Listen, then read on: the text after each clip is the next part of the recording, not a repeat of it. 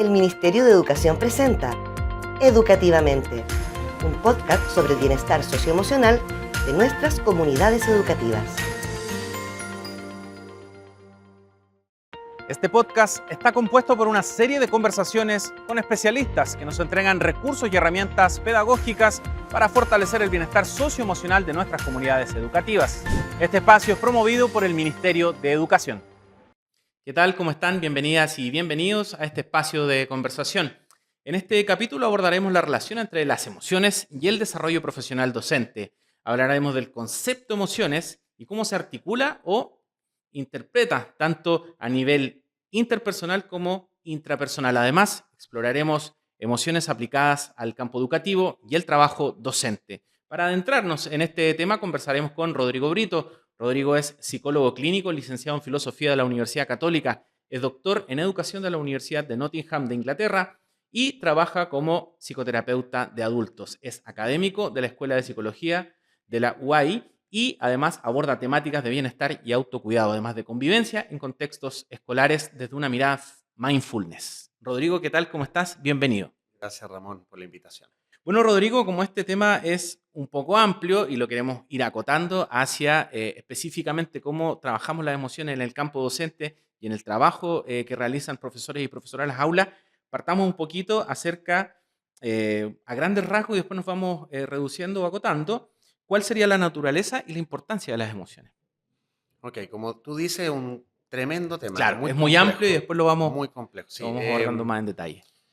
a ver, una emoción, hay varias teorías sobre las emociones, ¿no?, que se manejan actualmente, pero en términos generales, las emociones son una respuesta que tenemos los mamíferos en general, pero particularmente los humanos, a estímulos del ambiente, tanto interno como externo, y además generan una predisposición a la acción. O sea, por un lado, la emoción es una manera de interpretar lo que está ocurriendo y nos predispone o abre una especie de espectro de acciones posibles. ¿Ya? Eso es eso en términos generales, eso es una emoción, ¿no?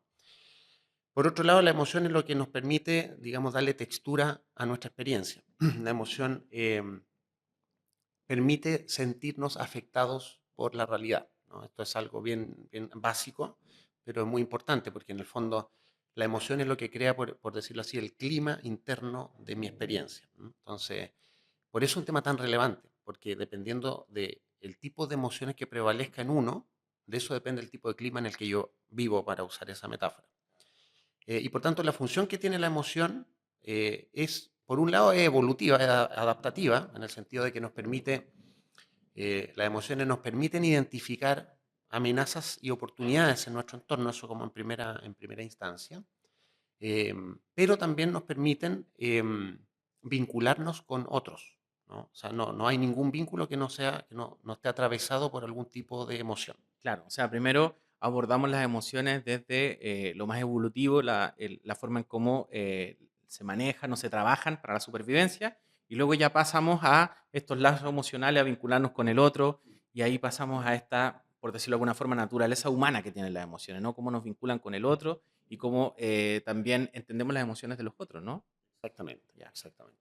Me imagino que esta parte, esta última parte, esta segunda parte de la descripción de las emociones es clave también para ir abordándolo hacia cómo, por ejemplo, los docentes realizan su trabajo, se desarrollan con sus estudiantes y también se desenvuelven dentro de la comunidad educativa, ¿no?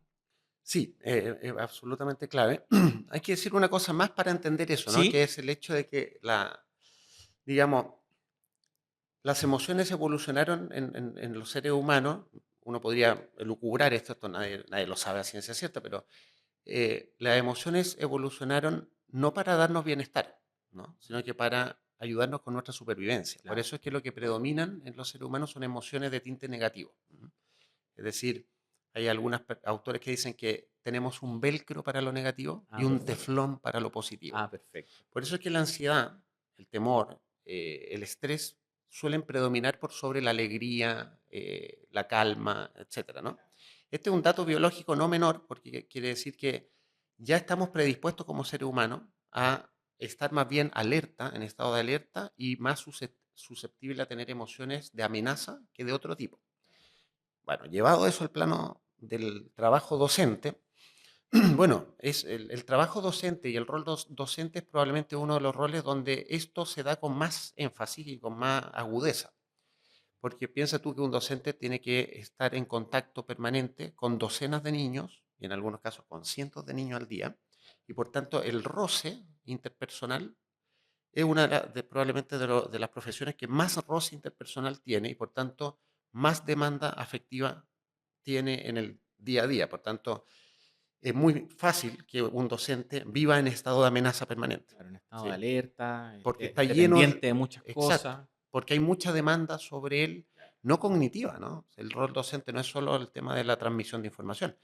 Hay mucha demanda de tipo necesidad de los alumnos, que los alumnos llegan desregulados a clase, o la misma interacción entre pares, que muchas veces es muy Claro. Y compleja en el también lo otro que colegio. te pasa es que tienes que intervenir de repente en situaciones que afectan a terceros y tú tienes que, como docente, estar ahí siendo a veces un juez, un mediador o teniendo otros roles que demandan distintos tipos de emociones de los docentes, ¿no? Exacto, exacto. Por eso es interesante esto, decir que cuando hablamos de educación socioemocional o particularmente emocional, estamos hablando de varias cosas a la vez, ¿no? Estamos hablando de, por un lado, aprender a reconocer emociones, por otro lado, aprender a regularlas, aprender a expresarlas y aprender a modular emociones en otros, ¿no? O sea, son cuatro tareas importantes. Cuatro tareas. ¿Cuál crees tú, Rodrigo, de esas cuatro que deberían ser la tarea o tal vez dos, no sé, tal vez tú las puedes ir enumerando, que los docentes tienen que empezar a trabajar para, digamos, llegar a un bienestar socioemocional en su aula y en su comunidad educativa? ¿Hay una que es más importante que otra o tal vez la que es la partida, el desde? Bueno, el orden en que te las nombré no es un orden, digamos, arbitrario, Perfecto, es un orden de trabajo perfecto. en el área emocional. La pregunta es dónde, en qué momento los profesores aprenden esto, ¿no? Ya. Y la verdad es que hoy día Hay poco tiempo. en casi ninguna parte, porque las mallas de pregrado de formación pedagógica no incluyen este tipo de aprendizaje. Pero lo primero es reconocer, aprender a reconocer emociones. Hay mucha gente que no sabe qué es lo que está sintiendo. Claro. Eso se conoce como analfabetismo emocional. Si no sé lo que estoy sintiendo, bueno, menos voy a saber qué hacer con eso que estoy Claro, sintiendo, o sea, no lo puedo exacto. regular. Y luego, si tampoco sé regularlo, mi expresión emocional va a ser probablemente inadecuada, o sea, eh, voy a sobre reaccionar o me voy a ir para adentro o no voy a poder expresar realmente lo que estoy sintiendo. Y el último eslabón, menos voy a ser capaz yo de ayudar a otro a modular su propia emoción. En el Claro. caso de los profes, un profesor que no sepa hacer esas tres primeras cosas, es muy difícil que ocupe un rol de moderador y de corregulador emocional para los niños y adolescentes. Entendiendo que en las mallas curriculares esto no está, que todavía desde el punto de vista académico o formal eso no se va a entregar como herramienta a los docentes o a los estudiantes de pedagogía en este Mm. caso. ¿Cómo Mm. se podrían generar espacios, Rodrigo? ¿Qué recomiendas tú, por ejemplo, a una comunidad docente, a una escuela, un colegio, un liceo, para generar estos espacios para que los profesores pudiesen trabajar esto? Ok, lo ideal sería, por supuesto, y hay que enfatizarlo, y está pasando, esto está empezando a ocurrir, que las mallas de pedagogía incorporen cursos de autoconocimiento, de autocuidado, de bienestar. Claro, que si bien no son asignaturas formales con crédito, etcétera, como debe ser cualquier asignatura, sí se van incluyendo como complementarios o como talleres Hoy que día he pueden visto ir. mallas que sí Ya, tienen, ya lo incorporaron como asignatura obligatoria. ya, perfecto. O sea, está ocurriendo, Ya. por suerte, está empezando a ocurrir. Pero va a tomar un tiempo en que todas las escuelas Claro, en que se se sumen. estandarice esto Sí, va a a tomar tiempo. todas. Por mientras eso no ocurra, yo trabajo desde la perspectiva de mindfulness respecto de estos temas. Entonces, podría ser cualquier otra perspectiva útil, ¿no? Y además con evidencia científica, que mindfulness cuenta con esa evidencia. Entonces, una manera de hacerlo hoy día en la escuela es partir con una implementación, con un programa, por ejemplo, de mindfulness, que se haga cargo de la práctica de esto que estábamos hablando, ¿no? De cómo lo hacemos para aprender a regular emociones, pero primero cómo aprendemos a reconocerla, cómo aprendemos a familiarizarnos con nuestro mundo emocional para luego em, eso empezar a llevarlo al convivir con los colegas, al convivir con los alumnos. Un curso, por ejemplo, ¿no? Una formación de algunas semanas, ¿no? En donde uno entrene estas habilidades desde la perspectiva de mindfulness. Mindfulness tiene una peculiaridad interesante, que es que parte de un principio básico, ¿no? Que es que nuestra mente es divagativa por naturaleza, ¿ya? Nuestra mente se pone a divagar, o sea, tú te quedas en silencio un rato y tu mente se va a poner a pensar cualquier cosa. Claro, cualquier cosa. Y por tanto se va a distraer también de su mundo interno. O sea, no sé lo que estoy sintiendo porque estoy preocupado en cuestiones en la cabeza, digamos. Entonces, mindfulness parte de la base de que los seres humanos somos seres divagativos por naturaleza, pero podemos entrenar nuestra atención para estar más focalizada en la experiencia del presente, ¿sí? Y esa es la base para el autoconocimiento emocional. O sea, sin eso, sin la capacidad para poner atención al momento presente, no puedo reconocer las emociones que estoy sintiendo. Y sobre ese piso, mindfulness va trabajando ya sobre niveles más sutiles de qué es lo que está ocurriendo en mi experiencia mental.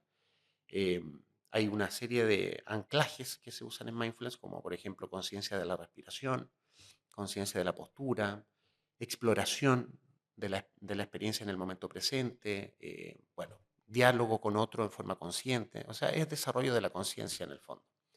Entonces, una manera de partir es introducir un programa relativamente breve que le permita, primero a los directivos, a los equipos directivos, siempre en esta dirección, ¿eh? De arriba para abajo. Ok, Equipos directivos primero, líderes claro. después, profesores después, tercer lugar, y los alumnos son los que van al último, ¿no? En ese orden, para que este primer programa inicial deje instalada una forma de trabajar estos temas que luego el equipo se va a encargar de desarrollar a lo largo ya, en forma continua, a lo largo de toda la escolarización. ¿Qué pasa, Rodrigo, en el caso de algunos colegios, algunas escuelas, liceos, incluso jardines, que están trabajando esto al revés? Porque están trabajando, por decirlo de alguna forma, con la contingencia. Tú estás planteando una planificación, ¿cierto? Que tiene distintas etapas. Pero ¿qué pasa con estas escuelas que ya están, digamos, trabajando directamente con casos puntuales de niños que eh, tienen complejidades con sus emociones y van directo ahí? No pasan por esta planificación. ¿Qué se puede hacer ahí? O sea, te digo lo que la evidencia dice, ¿no? Y no solo respecto a mindfulness, sino que respecto a cualquier programa que tú quieras implementar en esta línea, ¿no? Pasa que apelo a un dicho tradicional, ¿no? Es que es pan para hoy, hambre para mañana. Claro. Es decir, puede que resuelva algo Claro, en ese caso exacto. particular, pero no estoy generando ningún tipo de cultura No, organizacional que nos permita relacionarnos o nos permita, digamos, poner en el centro el tema de la emocionalidad como algo central a la educación. tal vez en esos casos, Rodrigo, pensar que se sigue trabajando en paralelo con esos casos puntuales, que a lo mejor son complejos, generan algunos conflictos al interior de la comunidad educativa, y en paralelo empezar a tomar en cuenta esta planificación que dices tú para llegar nuevamente de vuelta a los estudiantes con un trabajo planificado, ¿no? Sí, porque no habría otra manera de No hay hacerlo, digamos, si ya se claro, está haciendo ya de tienes esa que forma. trabajar, igual tienes que Claro. trabajar la contingencia, pues, igual tienes que trabajar esos casos y luego también trabajar en esta planificación que tú nos planteas. Em, ¿Cómo influyen estas emociones en nuestras relaciones en el aula, por ejemplo? Cuando tú ya has desarrollado ciertos pasos como docente, ya tienes cierto conocimiento, ya tienes cierto trabajo en tus emociones, ¿cómo eso va influyendo en tu relación en el aula con tus estudiantes? Súper, sí. Bueno, cuando un profesor ha trabajado en sus emociones, eso se llama inteligencia emocional, ¿no? Aquí uno va cultivando una inteligencia particular respecto de eso. Bueno, esto repercute en el aula de múltiples formas, entre otras, si recordamos la definición inicial, ¿no? Que una emoción es una disposición a la acción.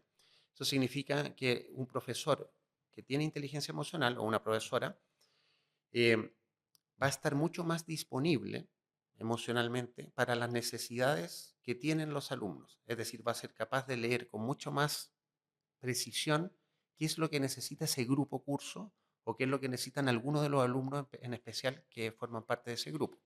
Entonces, afina el ojo emocional, ¿no? Por un lado.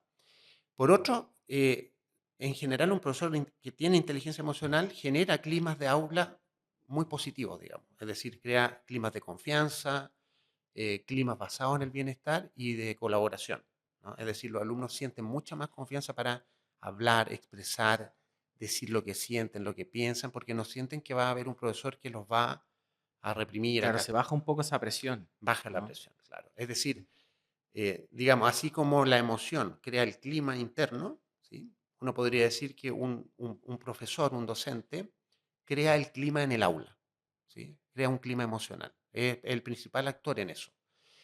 Por tanto, es fundamental, digamos, que los profesores cultiven esa inteligencia para luego poder traspasarla eh, al aula, principalmente, y esto es probablemente lo que más se dice hoy día en la investigación, a través del modeling.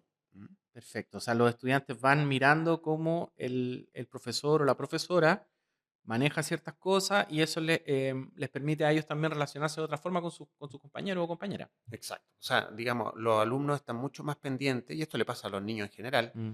de lo que nosotros hacemos y de nuestra forma de hacer las cosas que de lo que decimos. ¿Sí? Eso nos pasa a los padres también, a los papás y a los profesores nos pasa algo parecido. La forma es más importante Que el incluso que el fondo. contenido. Claro. Rodrigo, y en el caso de los padres, madres y apoderados, ¿cómo el profesor realiza este mismo trabajo, tal vez con algunas variaciones, por ejemplo, en las reuniones de apoderados o cuando cita a una mamá o un papá por algún tema en específico de su hijo o su hija? ¿Cómo se trabaja esta parte, pero ya con los padres, con los padres? Yo diría que es la parte más difícil porque el mundo de los apoderados es un mundo que está relativamente fuera de la escuela, ¿no? Los papás no estamos, en realidad no formamos parte del sistema educativo propiamente tal, estamos como apoyadores del colegio, ¿no? Claro, De la somos escuela. como unos tercerizados de la comunidad educativa. Exacto, y muchos padres en realidad no quieren vincularse mucho más con la escuela. O sea, uno confía en que lo están educando a mi hijo y yo no tengo por qué estar más ahí. Entonces yo creo que es la parte más desafiante.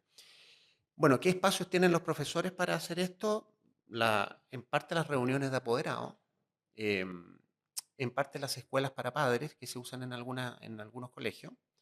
Yo creo que las escuelas debieran tener un buen plan de escuela para padres en esta línea, de trabajar, y no solo invitar a los padres, sino que invitarlo con los hijos, en espacios fuera del tiempo curricular que tienen la escuela. Eso se hace en varios colegios, ¿no? Te invitan un día sábado en la mañana a una jornada de algo, ¿no? ¿Por qué no puede ser una jornada de trabajo en emociones? ¿Mm? Donde se les cuenta a los papás qué es lo que el colegio está haciendo, cómo está trabajando este tema, y invitarlo a participar en alguna actividad y en alguna práctica para que también ellos se vayan familiarizando con el modo en que la escuela lo trabaja, y a lo mejor los padres se pueden llevar ese tipo de actividades para la casa, ¿sí? Ahora, yo creo que la manera más potente de hacer eso ya no es con los padres, es directamente con los alumnos, ¿sí? Los alumnos, cuando se meten ya en estas lógicas, ellos mismos van llevando a la casa Ciertas prácticas prácticas, distintas, claro, ¿sí? Y claro. curiosamente son los hijos los que le enseñan a los papás después algunas cosas. Claro. Tal vez eso sea mejor recibido por las familias, ¿no? Que sea el niño, la niña o los jóvenes quienes te van entregando ciertas cosas, te van comentando, que directamente ese vínculo con el profesor o la profesora, ¿no? Tal vez, Muchas veces más natural así, más claro, orgánico. más fluido, Sí, más orgánico, como tú sí. comentas. Rodrigo, ¿es posible que nos entregues algunas propuestas, tal vez, guías que pudiesen tener las comunidades educativas para ir trabajando esto? Hemos comentado algunas cosas, ¿no? Hay cierta planificación, también están estas jornadas que se pueden hacer en forma extracurricular, que se pueden hacer en las tardes, que se pueden hacer los fines de semana. ¿Qué otras cosas pudieses tú comentarnos o tal vez profundizar en esas dos, como para que la tengan como guía quienes nos están viendo o escuchando y que son parte de nuestras comunidades educativas? Sí, no puedo no de partir diciendo que la primera responsabilidad la tiene el Ministerio de Educación, en términos de que el Ministerio tiene como responsabilidad fundamental dar tiempos y espacios para esto, ¿sí? Si la malla curricular está completamente cargada de contenidos y de evaluaciones, no vamos a dejar espacio para que esto ocurra. Eso es lo primero. Pero suponiendo de que hay tiempos y hay espacio en las escuelas para hacer cosas, y los hay, digamos, yo diría que hay que aprovechar cosas que ya están ocurriendo en las escuelas. Por ejemplo, los inicios de las clases. Claro, el Son, inicio del año escolar, que es un hito. no, yo digo, el inicio de cada asignatura. Ah, perfecto, ¿Ya? ya, O sea, ya. si tú piensas transversalmente la malla, ¿Sí? los chicos van pasando por varias asignaturas a lo largo del día. Bueno, si en cada asignatura tú partieras con 5 o 10 minutos de práctica de conciencia de la respiración, autoobservación de tus emociones, y dar además espacio para poder ponerlo en el grupo, sistemáticamente a lo largo del tiempo, lo que estás entrenando ahí es algo muy poderoso, ¿ya? Porque piensa que lo estás haciendo en varias asignaturas, claro. todos los días Todos los durante días. años, ¿no? Durante 12 años, años de claro. escolarización. Y tampoco ocupas tanto tiempo de la clase, No ¿no? ocupa Como tanto tú tiempo. señalas, que si es un tiempo acotado, no ocupa tanto tiempo, no te quita tanto tiempo, digamos, para entregar los contenidos del currículum. Exacto, no compite mayormente con los contenidos. Y lo otro es que yo creo que están subutilizados instancias como los consejos de curso y los consejos de profesores. Yo creo que ahí se puede hacer mucho porque ese es un tiempo semanal valioso que usualmente se pierde en entrega de información. O sea, ¿para qué vamos a entregar información en un consejo de profesores si se puede mandar por correo ¿Para qué vamos a después? explicar un Excel, digamos? Exacto, O para qué vamos a tirar un PowerPoint que dura 20 minutos. exacto, y que la gente está ahí. Yo he trabajado en un colegio y me doy cuenta cómo más o menos se recibe eso. Es como, oh, hay que ir al consejo, es una lata el Claro. consejo. Pero se puede rediseñar de una manera muy interesante el consejo profesor, como una asamblea, por ejemplo, donde los Con profesores, espacio para que cada profesor pudiese entregar una experiencia o exacto, pudiese compartir, digamos, algo exitoso. se pueden O compartir. incluso frustraciones que también Exacto, otros te pueden exacto. orientar, te pueden ayudar. Y entonces ahí tú vas matando varios pájaros de un tiro. Se transforma, el consejo se transforma en una asamblea para conversar de problemas reales, donde los profesores pueden plantear cómo se sienten de verdad y se hace un trabajo colectivo y colaborativo donde todos colaboramos en resolver esas situaciones y eso es mucho más productivo, más útil y más fecundo a la larga que usar el espacio para entregar, da lo mismo qué tipo de información sea, digamos. Claro, y en el caso de la reunión con los padres, madres y apoderados, ¿algo similar? Yo creo que hay cosas similares, ¿no? Hay preguntas que hay que incorporar en esas reuniones, ¿no? De nuevo, ¿cómo se están sintiendo con cómo va su hijo en la escuela? O cómo ven que se está sintiendo su hijo en la escuela. Em, Más que eh, ir a Entregar informar notas, cosas, claro, de nuevo, que entregar me las pueden notas, mandar por entregar, correo, digamos, ¿no? claro, entregar información de fecha, como cosas del tipo más administrativo, A esas ¿no? cosas administrativas y esos temas de contenido, cuando no sea algo realmente importante, mejor sacarlo del Claro. tiempo. Puede ser un correo, una hoja impresa, Claro. y con eso ya zafaste 20 minutos de reunión que puede ocupar en otra cosa. Exacto. ¿Y por qué Ro- no incorporar incluso en esas reuniones Ajá, con padres ciertas prácticas también? ya. Prácticas de calma, ¿no? Que es algo que nos falta mucho en nuestros días, digamos, a entrar que nos enseñen a estar Además que más el en papá calma. llega o la mamá llegan como encima de la hora, llegan Encima, apurados. Eso te genera una predisposición emocional claro, también, porque llegaste como acelerado a un lugar y a lo mejor te hace reaccionar inconscientemente de una manera tal vez alerta, vamos a decir, no negativa, pero como, como exacto. 3 minutos de una claro, práctica de mindfulness al inicio de una reunión de apoderados y cambia la ya cosa. cambia toda la atmósfera de lo que viene. Buenísimo. Rodrigo, tal vez a modo de cierre, se nos pasó volando el tiempo conversando de este tema. Si pudiéramos puntualizar, ¿para qué sirve este trabajo de emociones de los docentes? Para ir cerrando con esa idea. Bueno, para ellos, pensando, poniéndolo como foco a los profesores y profesoras, primero para que ellos tengan la sensación de estar más empoderados respecto de esta tremenda labor que es hacerse cargo de niños y adolescentes, es decir, de seres humanos en distintas etapas del desarrollo. O sea, empoderamiento, eso es lo primero que... Yo creo que un profesor que trabaje, o sea, que se le dé la oportunidad de trabajar en sus emociones, también eso contribuye a su motivación con su rol. Uno de los grandes problemas que existe hoy día en educación es que hay mucha deserción de docentes y hay muchas licencias médicas docentes. Y eso no es casual, eso quiere decir que están muy desgastados o están muy desmotivados ya con su rol, con su profesión. Y por tanto, esto es un buen camino para remotivar, reconectar y reconectar con el sentido de lo que hacen. Porque en realidad, si uno piensa bien cuál es el rol de un profesor o de una profesora, el rol fundamental no es enseñar información. El rol fundamental es formar seres humanos. Y ahí el centro de eso es la emoción. O sea, es formar en emociones y en vínculos. Entonces, si un profesor se siente competente haciéndolo eso consigo mismo, porque aquí el principio es partir por casa, digamos, ¿no? Claro, exactamente. Si el profesor se siente competente en eso, por supuesto que va a sentir y va a tener la creatividad de llevar al aula una serie de cosas que ha probado en sí mismo. Claro que sí. Un profesor no puede enseñar algo que no sepa hacer él consigo mismo. Claro que sí. Bueno, Rodrigo, queremos agradecer tu tiempo y también entregarnos tu experiencia y tus conocimientos, que son una guía, son un aporte súper importante para quienes nos están siguiendo, quienes nos están viendo o escuchando en esta serie de conversaciones. Muchas gracias, Rodrigo. Gracias a ti. Bueno, y muchas gracias a ustedes también que nos estuvieron viendo o escuchando por distintas plataformas. Los queremos dejar invitados para seguir viéndonos en otros capítulos de esta serie de conversaciones. Nos vemos. Este podcast está conformado por una serie de conversaciones con especialistas que nos entregan recursos y herramientas formativas, pedagógicas que fortalecen el bienestar socioemocional de nuestras comunidades educativas. Las y los invitamos a seguir viendo este espacio que es promovido por el Ministerio de Educación. El Ministerio de Educación presentó Educativamente, un podcast sobre el bienestar socioemocional de nuestras comunidades educativas.